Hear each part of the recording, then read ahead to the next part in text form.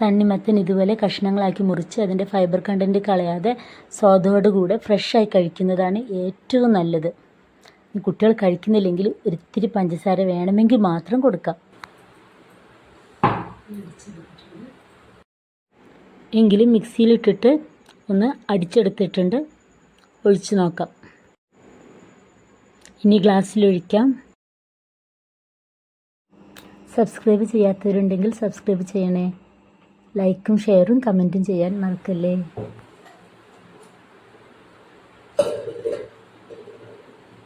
Tasty ആയിട്ടുള്ള juice ready ആയിട്ടുണ്ട്. തണ്ണിമത്തൻ ജ്യൂസ് നമുക്ക് റെഡി ആയിട്ടുണ്ട്.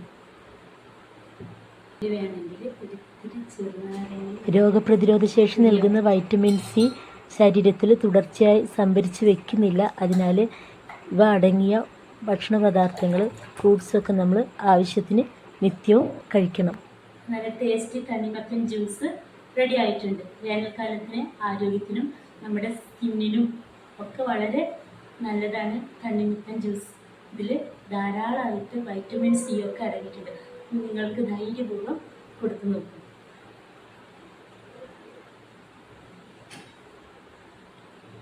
രസമായിട്ടുണ്ട്.